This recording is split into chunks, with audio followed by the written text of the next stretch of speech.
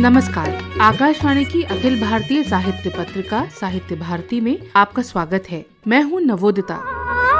झूला धनक का धीरे धीरे हम झूले, अंबर तो क्या है तारों के भी लब झूले, मस्ती में झूले। मार्च का ये महीना हमें नारी की शक्ति और संभावनाओं को थोड़ा और संजीदगी से देखने के अवसर मुहैया कराता है। कल का दिन यानी अंतर्राष्ट्रीय महिला दिवस इन्हीं अवसरों को थोड़ा और गाढ़ा करने का दिन है। अग्रिम शुभकामनाएं स्वीकार कीजिए। आज की पत्रिका के संपादकीय में हम अपनी तरह के अनूठे साहित्यकार फणीश्वर नाथ रेणु के साहित्य में स्त्री पात्रों की समाज में व्याप्त मिथकों से मुक्ति के विषय में बात करेंगे। भारतीय ग्रामीण जीवन की बहुरंगी संवेदनाओं को बहुत ही जीवंत ढंग से चित्रित करने वाले कथाकार फणीश्वर नाथ रेणु के साहित्य में स्त्री पात्र हमेशा एक विशिष्ट स्थान रखते हैं। उनके यहाँ स्त्री केवल परंपरागत भूमिकाओं में सीमित या फिर मौन या सहनशील छवि भर नहीं है, बल्कि वो अपने समय और समाज के बीच अपनी इच्छाओं, संघर्षों और संवेदनाओं के साथ उपस्थित दिखाई देती है।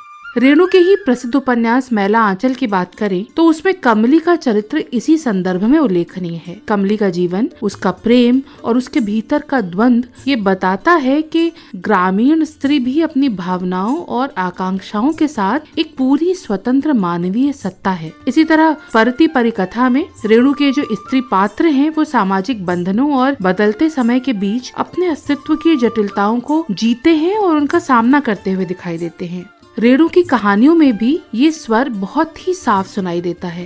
उनकी प्रसिद्ध कहानी ठुमरी में स्त्री की भावनात्मक दुनिया और उनकी कलात्मक संवेदना को बड़ी ही आत्मीयता से उकेरा गया है। वहीं पंचलाइट जैसी कहानी में ग्रामीण समाज की संरचना के बीच स्त्रियों की उपस्थिति और उनकी सामाजिक भूमिका भी महत्वपूर्ण रूप से उभरती है। दरअसल रेणु की दृष्टि स्त्री को केवल करुणा या दया या श्रद्धा के पात्र के रूप में नहीं देखती। वो जीवन की सक्रिय सहभागी है, प्रेम करती है, प्रश्न उठाती है और कई बार सामाजिक रूढ़ियों को चुनौती भी देती है। इस तरह उनके साहित्य में स्त्री विमर्श किसी वैचारिक घोषणा पत्र के रूप में नहीं, बल्कि जीवन के सहज यथार्थ से स्वाभाविक रूप में उभरता है। आज जब स्त्री अधिकार और समानता की चर्चा व्यापक है, तब रेणु का साहित्य हमें ये याद दिलाता है कि मिथकों से मुक्ति की ये प्रक्रिया नई नहीं है। हमारे साहित्य में इसकी जड़ें बहुत गहरी हैं और रेणु के स्त्री पात्र उसी परिवर्तनशील चेतना के सशक्त प्रमाण हैं।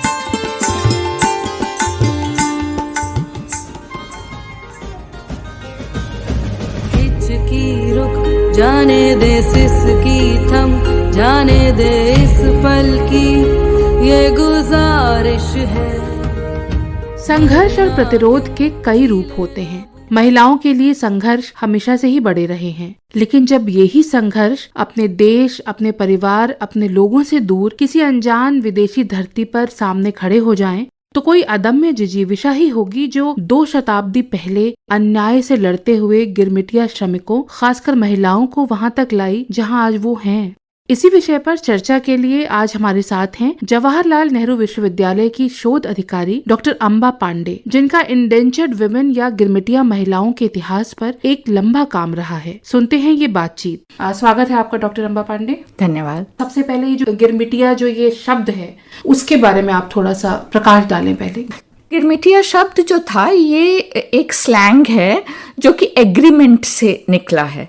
तो जो एग्रीमेंट होता था, ये जो इंडेंचर्ड लेबर सिस्टम था वो एक कॉन्ट्रैक्चुअल सिस्टम था जो कि ब्रिटिश ने इंट्रोड्यूस किया था।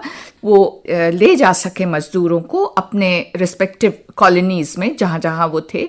और इसमें क्या होता था कि एक एग्रीमेंट साइन होता था ब्रिटिश और मजदूरों के बीच में जाने से पहले, जिसपे सारे कंडीशंस और वेजेस भी लिखे रहते थे, सब कुछ। तो एक तरह से इसको जस्टिफाई करने की कोशिश की गई कि हम पहले ही सारा कुछ उनको बता देते हैं, उनकी इच्छा से उनको ले जा रहे हैं। ये सब ब्रिटिश ने प्रेजेंट करने की कोशिश की। असलियत असलियत उसकी कुछ और थी। लेकिन यही जो एग्रीमेंट शब्द है, ये धीरे धीरे, आप जानती हैं हमारे जिस इलाके से वो लोग गए थे, वो बहुत सारे शब्दों को वो अपने अपभ्रंश में लगाते हैं। तो गिरमिट जो है वो एग्रीमेंट का अपभ्रंश है, जो कि पॉपुलर हो गया और ये लोग जाने लगे उसी नाम से। एक देश से उठाकर पूरी तरह से दूसरी एक भौगोलिक परिस्थिति में उनको बसा देना। तो उन स्त्रियों की अगर हम बात करें, गिरमिटिया स्त्रियों की, तो उस समय का दृश्य क्या रहा होगा और किस तरह के संघर्ष उनके रहे होंगे? हाँ, बिल्कुल, बहुत संघर्ष थे। और इनफैक्ट किस कंडीशन में गईं, यही अपने आप में एक बहुत बड़ी बात थी, क्योंकि सारे तो परिवार नहीं गई, पहली बार सिंगल महिलाएं गईं। पहले तो जब वहां पे शुरू में तो ये लोग बस पुरुषों को ले जाते थे, लेकिन वहां पर ऐसा दिखा इनको कि जो सामाजिक व्यवस्था है वो बन ही नहीं पा रही है वहां पे, जो गिरमिट कंट्रीज थी वहां पे। तो ये डिसाइड हुआ और ये लॉ पास हुआ कि महिलाएं जरूरी हैं। गिरमिट कंट्रीज से आपका मतलब हाँ, कौन से देश थे? हाँ, तो ये अगर हम इधर से शुरू करें, फिजी से लेके मॉरिशस से लेके Caribbean countries, Trinidad Tobago, Suriname, और कम से कम 20 देश थे जो कि बहुत छोटे छोटे थे, जिनका शायद आज आप नाम भी नहीं जानते होंगे, लेकिन वो भी गिरमिट कंट्रीज थे जहां पे गिरमिटिया मजदूरों को ले गया गया था। और ये सब जो है आइदर ब्रिटिश और डच और फ्रेंच कॉलोनीज थे, ज्यादातर तो ब्रिटिश कॉलोनीज थे। बाद में डच और फ्रेंच को भी लगा कि ये एक अच्छा तरीका है, और ये व्यवस्था जो है उन्होंने कई देशों में इम्प्लीमेंट करने की कोशिश की थी ब्रिटिश ने। लेकिन कहीं के भी मजदूर इतने मेहनतकश नहीं थे कि उन दूर दराज देशों में जाके, जहां पे शायद बहुत मेहनत की जरूरत थी, सारे जंगल थे, उनको साफ करके खेती लायक जमीन बनाना और खेती शुरू करना। तो ये जो कला थी खेती की, जो एग्रीकल्चर की, और जो मेहनतकश जो इंडियन मजदूर, सिर्फ वही सबसे ज्यादा सफलता पाए इस पूरे प्रोसेस में। तो एक बात तो ये है। दूसरी बात ये है कि सब लोग ये कहते हैं कि ये गए कैसे, इतनी बड़ी संख्या में कैसे रिक्रूट कर पाए ब्रिटिश। पहली बात तो यह है कि उस समय तक हमारे भी देश में कॉलोनियलिज्म का तो लगभग 150-200 साल हो चुके थे, और जो स्थितियां बन गई थी, खेती जो ब्रिटिश ने जो पॉलिसीज ले आए थे, उसमें जो गांव की व्यवस्था थी वो सब टूट गई थी। इकोनॉमिक जो बैकबोन था स्मॉल स्केल इंडस्ट्रीज का और एग्रीकल्चर का, वो सब टूट चुका था। बहुत बड़ी संख्या में लोग अनएम्प्लॉयड थे उस समय, और घरों से निकल जाते थे तलाश में, काम की तलाश में। और दूसरी चीज ये है कि अब जमींदारी सिस्टम लागू हो गया था, जमींदारों की जमीन थी, ये सब लैंडलेस लेबरर्स थे। ये तो मतलब बहुत बड़ी एक यहाँ पर सिचुएशन क्रिएट हुई थी जिसके तहत ये जा सकते थे। दूसरी बात यह है कि इनको शुरू में तो सही इंफॉर्मेशन दी भी नहीं गई कि कहाँ जा रहे हैं। बस यहीं आधे घंटे की दूर पर है, 2-3 घंटे की दूरी पर है, पहुंच जाओगे, कुछ इस तरह की बात कह के इनको रिक्रूट किया गया, और फिर महीनों की जर्नी होती थी। आप समझ सकती हैं कि बहुत सारा कुछ तो इनको जो जर्नी थी उसके दौरान ही बहुत एक्सप्लॉयटेशन और बहुत दिक्कतें सहनी पड़ती थी। वहां पहुंचने के बाद जो अंग्रेजी व्यवस्था थी उसमें वो कहते थे, जैसे मान लीजिए 3 शिलिंग वो पुरुषों को देते थे, 1 शिलिंग शायद अलग अलग समय के अनुसार चेंज भी हुआ है, देशों के अनुसार भी, इन मान लीजिए जैसे ऐसी व्यवस्था थी। तो उस हिसाब से काम इतना ज्यादा था, पूरे दिन का जो टास्क होता था कि वो तो पूरा कर ही नहीं पाते थे। तो actually they were being paid much less than what was written in the agreement. और दूसरी चीज है, जो पूरा कर भी पाते थे टास्क को, वो बहुत कुछ कॉस्ट करता था उनकी हेल्थ पे, उनके जीवन पे, उनके पारिवारिक व्यवस्था पे, हर चीज को कॉस्ट करता था, खासकर महिलाएं, क्योंकि उनके बच्चे भी थे। अगर आप 8-10 घंटे का टास्क उनको दे देंगे तो वो कहाँ से जाएंगी अपने बच्चे को देखने, अपने बच्चे की केयर करने। तो आप समझ रहे, एक पूरी पीढ़ी उससे अफेक्ट हो रही थी जिस तरीके का काम ये लोग करवा रहे थे। दूसरी बात यह है कि महिलाओं को पहले तो शुरू में रिक्रूट किया गया सामाजिक व्यवस्था मेंटेन करने के लिए, लेकिन ये महिलाएं इतनी एंटरप्राइजिंग थी कि बहुत जल्दी ही इन्होंने जो अपनी लेबर वैल्यू थी, मजदूरी की, उनके मेहनत की इकोनॉमी में जरूरत थी, इसको वो हाईलाइट कर पाई। तो गए थे पारिवारिक व्यवस्था के लिए, लेकिन बाद में ये हार्ड वर्किंग महिलाएं एक रोल प्ले करने लगी इकोनॉमी में। और उसके बाद जो दूसरी चीज हुई कि देखिए एक्सप्लॉयटेशन तो बहुत था, इनके अपने पुरुष भी करते थे और वो लोग जो अंग्रेज थे वो भी करते थे। कानून व्यवस्था कुछ थी नहीं, बिल्कुल इनके अपने मन पर था, जिस तरीके से जीने का मन उस तरीके से जी रहे थे। तो सोर्सेस क्या है, हम कैसे जान पाए कि ये चीजें उस समय ऐसी हुई? और शुरुआती दौर में ये क्या थे? एक्चुअली शुरुआती दौर में तो देखिए 2 ही तरह के डॉक्यूमेंट्स थे हमारे पास, एक जो ब्रिटिश के डॉक्यूमेंट्स थे और एक जो बाद में जाके यहाँ पे भी बात होने लगी। जब महात्मा गांधी आए और उन्होंने अपना एजुटेशन शुरू किया इंडिया में, तो वो अवेयर थे, क्योंकि साउथ अफ्रीका में तो थे गिरमिटी अमल और महिलाएं भी थी, वो देख के आ रहे थे कि वहाँ पे क्या हो रहा है। तो उन्होंने महिलाओं के मुद्दे को उठाया और काफी उठाया। इस पूरे देश में उस समय का अगर आप न्यूज़पेपर उठा लेंगे रिपोर्टिंग, तो आप भरे पड़े हैं वो गिरमिटी महिलाओं के मुद्दे पर। गांधी जी ने गिरमिटिया महिलाओं के मुद्दे को एक तरह से इस्तेमाल किया, इस्तेमाल मतलब पॉजिटिव वे में सोचिए, एक मोमेंटम देने के लिए नेशनल मूवमेंट को। भारतीय समाज में ये बड़ी बात हो गई कि इन महिलाओं को अंग्रेज तरह तरह से ड्यूप करके और तरह तरह से किडनैपिंग भी बहुत, क्योंकि अंग्रेजों ने एक रूल बना दिया ना कि 100 पुरुषों पे 40 महिलाएं होनी चाहिए। अब 40 महिलाएं नहीं हैं तो शिप सेल ही नहीं करेगा। कहीं से भी ये लोग जो अरकातीस थे, जो रिक्रूट करते थे, ये किडनैप करके ले आते थे, बस नंबर पूरा होना चाहिए। गांधी जी ने इस बात को बहुत उठाया कि देखो ये इसको गलत तरीके से ले जाते हैं, और वहां पर जाके इन महिलाओं के साथ बहुत अत्याचार हो रहा, और अत्याचार था। पहली बात तो ये है कि उनको आधा पैसा मिलता था, तो इस तरह का माहौल था। वहां पर जाके इन्होंने किस तरह अपने आप को प्रोडक्शन में इन्वॉल्व किया कि जो ये काम करने जाती थी, जितना इनसे उम्मीद थी उससे बेहतर उसका प्रोडक्शन कर रही थी आप। जैसे कि वहां पर क्या था कि एक मतलब केबिन्स बना के उनमें उनको रखा जाता था, और फिर एक रोज सुबह उनके लिए एक टास्क दिया जाता था अंग्रेजों के द्वारा कि इतना आपको पूरा करना है और उसके बाद आप आज का दिन खत्म होगा आपका। तो उसमें इन्होंने उम्मीद से कहीं ज्यादा बेहतर उनका परफॉर्मेंस होता था, जिसकी वजह से धीरे धीरे ये अंग्रेजों के द्वारा ज्यादा प्रेफर की जाने लगी पुरुषों के मुकाबले, क्योंकि ये बहुत ज्यादा काम करती थी, बहुत ज्यादा इनके अंदर एक एंथुजियाज्म था। देखिए जब 60 पुरुषों पे 40 महिलाएं होंगी तो आप समझ सकती हैं कि उसका भी एक दूसरे तरह का एक्सप्लॉयटेशन। बिल्कुल। गांधी जी ने धीरे धीरे इन चीजों को नोट किया और बहुत सारे कॉलोनीज में लॉयर्स भेजे कि आप जाइए, उनके लिए लड़िए। तो ये बहुत बड़ा मुद्दा था भारत में भी और ब्रिटिश में भी। लेकिन मैं बस एक कहना चाहूंगी बात, जो कि मैंने इसमें अपनी किताब में लिखी है। एक तो उनको विक्टिमहुड की तरह देखना छोड़ दें। उनके अंदर एक इतना अदभ्य साहस था कि पहले तो वो यहाँ से गईं, और मान लीजिए किडनैप करके भी गईं तो भी वो सरवाइव कर ले गईं, और उसके बाद के दिनों में उन्होंने लड़ाई लड़ी। हर एक जो लेबर मूवमेंट और किसान मूवमेंट हुआ इन कॉलोनीज में, खूब लड़ाई करी इन मजदूरों ने वहां, उसमें हर में महिला पार्टिसिपेट करती थी। गांधी जी के जो सत्याग्रह था साउथ अफ्रीका में, वहां भी वो महिलाएं पार्टिसिपेट करती थी। लेकिन शुरू के दिनों में ये सब ढका छुपा था। जो आपकी किताब है ये indentured and post indentured experiences of women in Indian diaspora, तो ये जो पूरी बात है वो आज कहाँ खड़ी है? बहुत लंबे समय तक उनको एक बहुत नेगेटिव फ्रेम में समाज के सामने रखा गया, लेकिन असलियत कुछ और थी। असलियत ये थी कि वो बहुत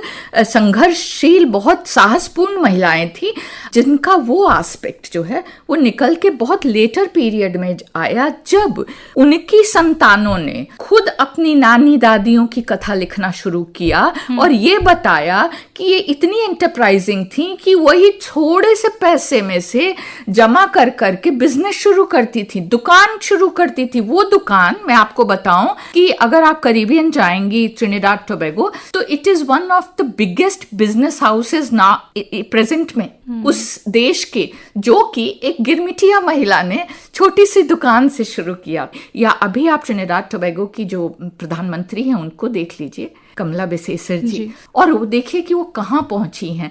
तो उस समाज से यहाँ से उनको अपरूट करके जो ले जाया गया, और उन्होंने नए समाज में खुद को रूट ही नहीं किया, वहां से फ्लरिश किया। हमसे पहले वो एजुकेशन अडॉप्ट कर चुकी थी, वो शायद पिछले 80 साल से ही वो एजुकेट होना शुरू हो गई थी, और उन्होंने अपने लिए नए रास्ते तलाश करने शुरू कर दिए थे, जहाँ पे वो पॉलिटिक्स में, बिजनेस में, एकेडमिक्स में तो आपको बहुत बड़ी संख्या में महिलाएं मिलेंगी। ये मेरी नजर में उनको इसलिए भी हमें जानना जरूरी है, उस एडवर्स सिचुएशन से भी निकल के वो कहाँ पे पहुंची है सफलता की, किन सीढ़ियों को उन्होंने चढ़ा है, और हमारे एक भारतवासी के लिए ये गर्व की बात है। बहुत बहुत शुक्रिया डॉक्टर अंबा पांडे, आप आई और आपने इस थोड़े से अनछुए से विषय पे समझ में आने वाली बातें आपने हमारे साथ साझा की। बहुत शुक्रिया, धन्यवाद आपका। अभी आप सुन रहे थे जवाहरलाल नेहरू विश्वविद्यालय में शोध अधिकारी डॉक्टर अंबा पांडे से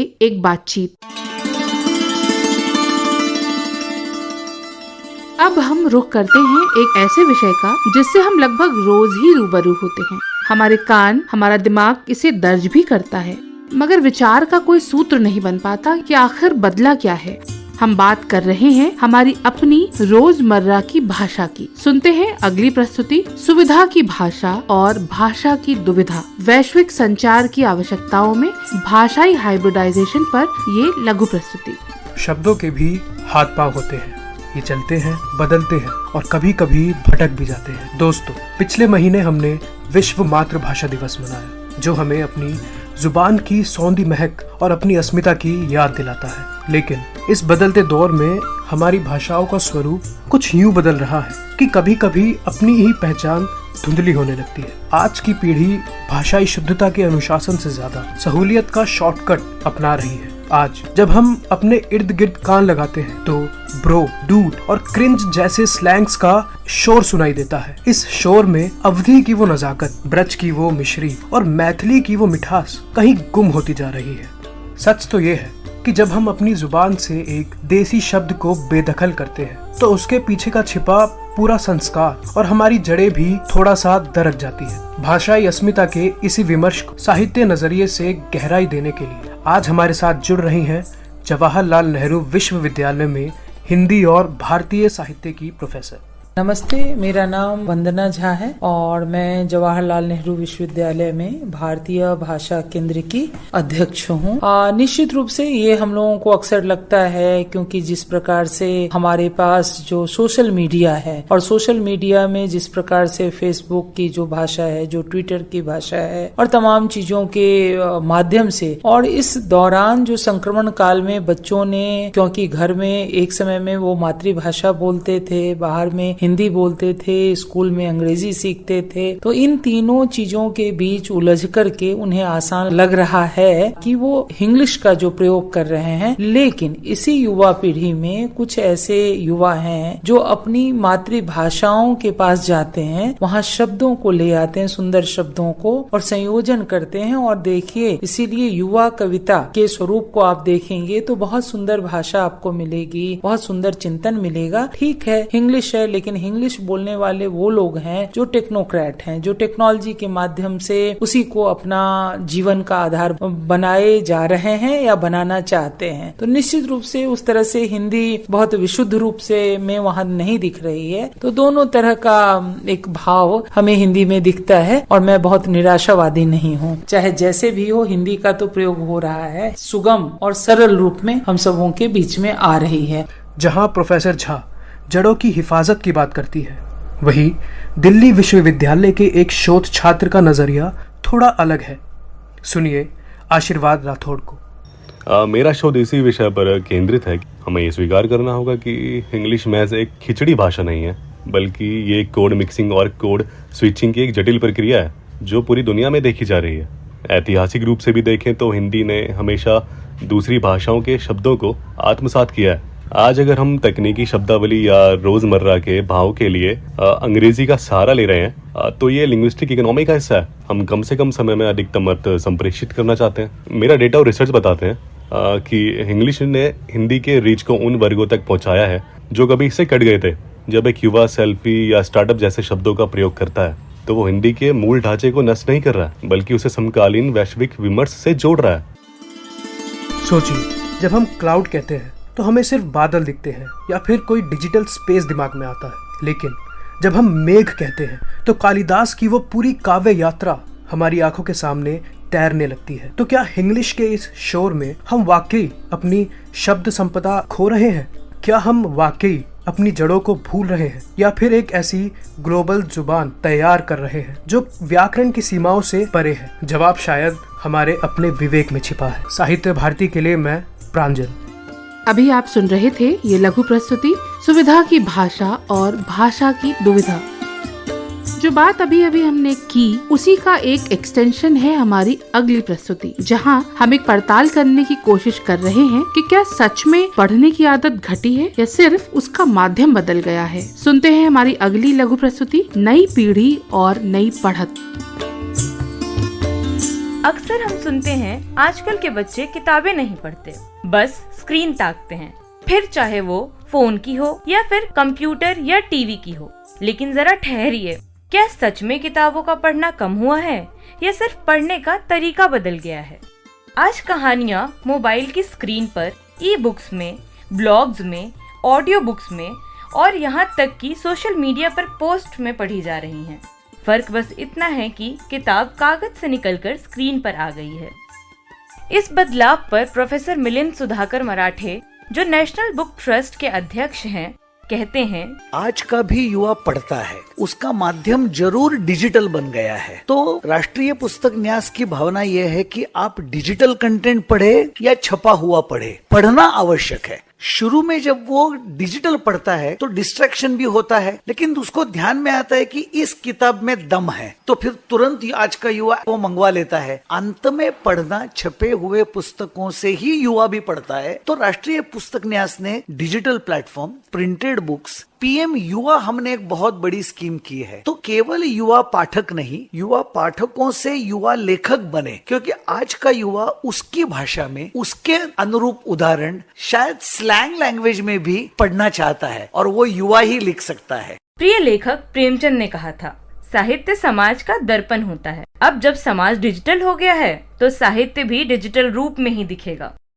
इस वर्ष के विश्व पुस्तक मेले में भी इसका एक दिलचस्प रूप देखने को मिला। राजकमल प्रकाशन के स्टॉल पर बनाए गए जेन जी कॉर्नर ने खासा ध्यान आकर्षित किया। मेरा नाम अशोक महेश्वरी है, मैं राजकमल प्रकाशन में हूँ। जैसे बिल्कुल नए पाठक हैं हमारे, उनके लिए किताबें जो थोड़ी सरल भाषा में लिखी गई हैं, उनके मन के अनुकूल छोटी छोटी कहानियां हैं, छोटी छोटी कविताएं हैं, या बिल्कुल सरल उपन्यास हैं, जो जैसे कॉलेज जीवन की प्रेम कथाएं या कॉलेज में जो छात्र आंदोलन है उनकी कहानियां इन किताबों में ज्यादातर हैं। इसमें ज्यादातर जो इसके लेखक हैं वो भी लगभग उसी उम्र के हैं, या जिस समय उनकी ये किताबें आई हैं लगभग उस समय उस जगह थे, या उनकी मनस्थिति के अनुकूल किताबें। आप देखेंगे कि हमारे यहाँ आपको जो पाठक दिखाई देंगे वो ज्यादातर वो जेनजी वाले बहुत पाठक हैं, लगभग शायद 40% जेनजी वाले। हमने जो महसूस किया है इधर, जिसे आप जेनजी कह रहे हैं, जो युवक हैं हमारे, वो क्लासिकल लिटरेचर भी पढ़ रहे हैं और अपनी किताबें भी पढ़ रहे हैं। अब की पीढ़ी मोटी किताबों की बजाय छोटी छोटी कहानियाँ और शॉर्ट कंटेंट पढ़ना ज्यादा पसंद करती हैं, जो कम समय में ज्यादा बात कह सकें।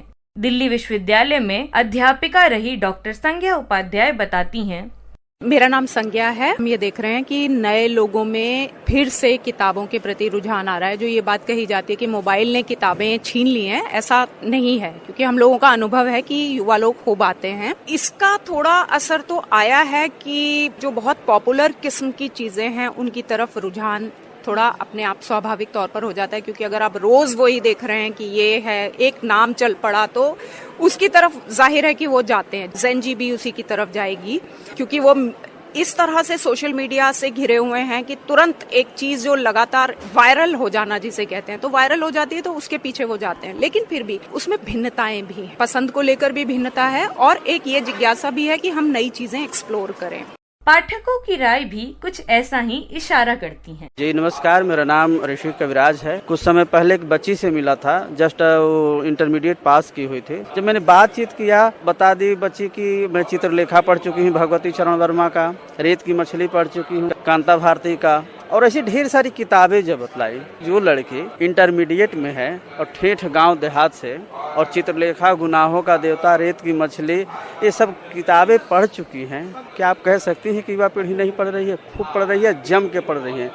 तो हम इस नतीजे पर तो पहुंच ही सकते हैं कि पढ़ना शायद उतना कम नहीं हुआ जितना कहा जाता है। बस ये जरूर है कि तरीके बदल गए हैं। साहित्य भारती के लिए मैं नेत्रा। अभी आप सुन रहे थे ये लघु प्रस्तुति नई पीढ़ी और नई पढ़त। साहित्य में कुछ नाम ऐसे हैं जिनका काम समय के परे जाकर संवाद करता है, जो कुछ ऐसा रच जाते हैं जो लीक से हटकर हमारे अंदर के मनुष्य को थोड़ा खुद की ओर और धकेलता है। ऐसा ही एक नाम है साहित्यकार सच्चिदानंद हीरानंद वात्सायन अज्ञेय का। उन्हीं से संबंधित है हमारी अगली प्रस्तुति। सुनते हैं ये वार्ता। नई कविता के यायावर अज्ञेय। वार्ताकार हैं रेणु जौहरी। सच्चिदानंद हीरानंद वात्सायन अज्ञेय हिंदी साहित्याकाश में स्वच्छंद विचरण करने वाला एक ऐसा रचनाकार जिसने अपने समय के साहित्य की धारा मोड़ दी। नए प्रतिमान गढ़े, नए प्रयोग किए, नया चिंतन, नई विचारधाराओं के साथ वो आए और साहित्य को नई दिशा दी। उन्होंने पारंपरिक रूढ़ियों को तोड़कर आधुनिकता, सहजता और विशिष्टता को अपनाया, जो सहज ही पाठकों के दिल में उतर गया। प्रयोगवाद और नई कविता के प्रवर्तक अज्ञेय ने उन विषयों को अपनी कविता का विषय बनाया जो विषय अभी तक साहित्य जगत के लिए अछूते थे। उन्होंने न सिर्फ प्रकृति का मानवीकरण किया, बल्कि मानव मन को भी गहराई से पढ़ा, संवेदनाओं को छुआ और उसे अभिव्यक्ति देने के लिए नई शैली, नए प्रतीकों और नए बिंबों को चुना। उनकी कविताओं में शैलीगत नवीनता के साथ साथ गहरी और वैचारिक आधुनिकता भी है। अज्ञेय की लेखनी विविधतापूर्ण है। प्रेम की टीस, जीने की इच्छा, प्रकृति का सौंदर्य और राष्ट्र प्रेम, सभी विषयों पर उन्होंने निर्भीक और सार्थक लिखा। उन्होंने न सिर्फ प्रयोगवादी धारा का नेतृत्व किया, बल्कि उन कवियों को भी साथ लेकर चले जो उन्हीं की तरह नए विषयों और नए शिल्प के समर्थक थे। 1983 में अज्ञेय द्वारा तार सप्तक का संपादन हिंदी साहित्य में प्रयोगवादी धारा की औपचारिक शुरुआत माना जाता है। ये नई सोच, नई शैली को निसंकोच अपनाने वाले उन्हीं कवियों की कविताओं का संकलन है जो अज्ञेय की इस नवीन धारा के सहचरी हैं। इसीलिए तार सप्तक की भूमिका में अज्ञेय ने उन्हें राहों का अन्वेषी कहा है। अज्ञेय ने तार सप्तक का दूसरा, तीसरा और चौथा सप्तक भी संपादित किया, जिसके माध्यम से नई कविता को वो फलक मिला जिसकी वो अधिकारिणी थी। अज्ञेय को उनके काव्य संग्रह आंगन के पार द्वार के लिए 1964 में साहित्य अकादमी पुरस्कार और 1978 में कितनी नावों में कितनी बार के लिए भारतीय ज्ञानपीठ पुरस्कार दिया गया। इसके अलावा अंतर्राष्ट्रीय गोल्ड रीत पुरस्कार से सम्मानित होने वाले वे हिंदी के संभवतः पहले लेखक थे। वे क्षणवाद के समर्थक हैं, जिसमें वर्तमान ही महत्वपूर्ण है। अज्ञेय ने हिंदी साहित्य को बौद्धिक चिंतन, मनोवैज्ञानिक दृष्टिकोण और अस्तित्ववाद से परिचित करवाया, जिसके केंद्र में होता है व्यक्ति। शेखर एक जीवनी एक ऐसा ही उपन्यास है जिसके नायक के अंतःस्थल के निर्माण और आंतरिक संघर्ष का बारीक चित्रण है और है अपने आप को पहचानने की ईमानदार कोशिश। शेखर एक जीवनी के अलावा अज्ञेय ने 2 और उपन्यासों की रचना की, नदी के द्वीप और अपने अपने अजनबी। उपन्यासों की तुलना में उनकी कहानियों का विस्तार अधिक है और कहानियों के कारण ही साहित्य जगत को अज्ञेय जैसा साहित्यकार मिल सका। साहित्य की समस्त विधाओं को, खासकर नई कविता को सृजनात्मकता के नए क्षितिज पर ले जाने वाले सशक्त रचनाकार अज्ञेय ने हिंदी साहित्य में विद्रोही बनकर इतिहास रचा, नव्य चेतना को विस्तार दिया। विराट व्यक्तित्व का वह स्वामी अजनबी यायावर जीवन भर संघर्षों से जूझता रहा, न थका न रुका। उनको जानने की कोशिशें लगातार होती रहीं, फिर भी वो अज्ञेय बने रहे। नई कविता के यायावर अज्ञेय। अभी आपने रेणु जौहरी की ये वार्ता सुनी और अब समय उन नामों को याद करने का जिनके योगदान से ही हमारी ये सांस्कृतिक सलिला अजस्र बनी हुई है। महादेवी वर्मा, वल्लतोल, विंदा करंदीकर, पी.टी. नरसिम्हाचार्य, देवुलपल्ली कृष्ण शास्त्री के अमूल्य योगदान को नमन करते हुए साहित्य भारती का ये अंक यहीं संपन्न होता है। नवोदिता को अनुमति दीजिए। नमस्कार।